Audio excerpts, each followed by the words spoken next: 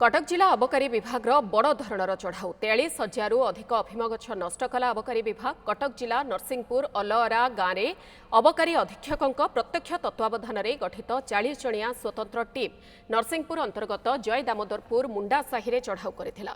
चढ़ाऊ समय प्राय एक एकर जगार बेआईन अफिम चाष करा जाइथिबा जणा पड़िथिला। ए संक्रांत में 3 गोटी एनडीपीएस मामला रुजु करा जाई सेही गाँव 6 जनकू गिरफ करा जाइछे। अफिम गछकू मूलरू ओपाड़ी पोड़ी नष्ट करा जाइथिबा कहिसेंती अबकारी अधीक्षक करुणा शंकर तिवारी। ए संपर्क में अधिक सूचना देउछंती आम आठगढ़ प्रतिनिधि विरूपाक्ष प्रधान। देखो कटक जिला अबकारी विभाग बड़ धरण चढ़ाऊ सीधा सड़क मु अनुरोध करी दृश्य देखेबे। ये हूँ अफिम गछर दृश्य बोध हुए आगुरु दर्शक देखि नथिबे एवं एई अफिम गछर गोटे अफिम गछर मूल्य होची 5,000 टंका जहाँकि सरकार निर्धारण करिसंती। ता सहित ये पूरा अमलक्षम हो जाइथिला। आम सहित अच्छा सीधा सड़क अच्छा अबकारी विभाग जी अच्छा सुपरिटेडेंट अच्छा सर स्वागत करी। गोटे बोधे प्रथम थर जहाँकि कटक यही भाव में अफिम जबत हवा जार मूल्य बोधे 21 कोटी टंकारु अधिक बोली जहाँ आपण सूचना रखिंट। कौन थिला सर पूरा घटना कौट खबर पाइला और केमती चढ़ू? हमको गोटे इंटेलिजेंस आपको मिलता जे नरसिंहपुर ब्लॉक जय दामोदरपुर गाँव मुंडा साहि रे किसी व्यक्ति बेआईन भाव में अफिम चाष कर तेणु आम से इनफर्मेशन को वेरीफाई कलापर जाना पाइलु जे इनफर्मेशन सत्यासत्य अच्छी। तेणु आम गोटे स्वतंत्र टीम गठन करूँ जो थे कि नेतृत्व नौली और नरसिंहपुर आमर तहसीलदार मैडम थे आलेरा आरआई सर्किल आरआई भी थे। आम गोटे स्वतंत्र टीम 40 जन टीम गोटे आज सकाଳେ दामोदरपुर गाँव में चढ़ऊ करते चढ़ऊ समय आम 43,750 अफिम गछ आम बरामद कर जबत करूँ जार कि आनुमानिक मूल्य 21,87,500,000 टंका 50,000 टंका हम। आई संदर्भ में आम 3टी मामला रुजु करूँ 6 जन व्यक्ति को गिरफ्त करूँ गिरफ्त व्यक्ति मैंने आज कोर्ट को चालान कर।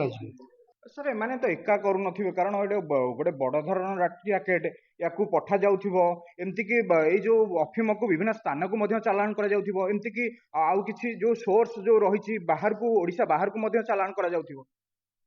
निहाती एथिरे किछि अंतरराज्य अफिम माफियांकर भी अच्छी रोल अच्छी।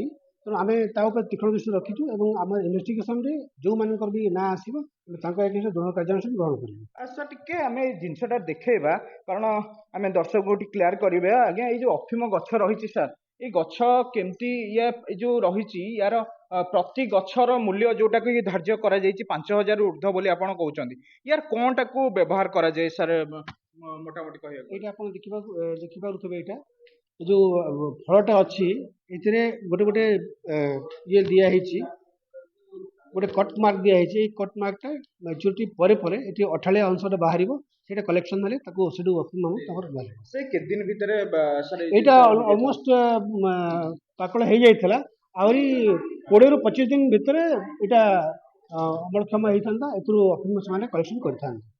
निश्चित भाव में ये तो निहाती सूचना दौले अबकारी विभाग जी सुपरिटेडेंट थे आउ टिके स्पष्ट करी सहयोगी अनुरोध करी दृश्य देखेबे। ये निहाती पूरा अमल उपयोगी हो जाता है गछ एवं यार जो कोला कथा कहते ये पूरा कोला धरी देता। ये देखुं अफिम फूल ये जो अफिम फूल पूरा व्यवहार योग्य बोध हुए आउ मैक्सिमम टू मैक्सिमम जहाँकि 15 दिन और मासे भितर ये सब जिनस चालान कर जाइथांता। ता सहित अबकारी विभाग जो अधिकारी अच्छा कर्मचारी माने अच्छा 6 जन को गिरफ करिसंती। एई जो कारबार रे यार बहुत बड़ बड़े रैकेट थिबा बोली कहा जाउची यांकर बहुत जनकर संपृक्ति आसुथिबा जहाँकि अनुमान करा जाउची। मोटामोटी कहवाक गले अबकारी विभाग गोटे बड़ सफलता जोटा कि प्रथम थर देखा मिली जो आठगढ़ कथा कहवा एवं कटक जिलार जो नरसिंहपुर अंचल रही अंचल ये बोधे अफिम गछ आगु कौटी देखा मिल नाला एत संख्यक अफिम गछ कौटी अबकारी विभाग हो कि अन्य कौन विभाग कौटी नष्ट कर नजर न रही।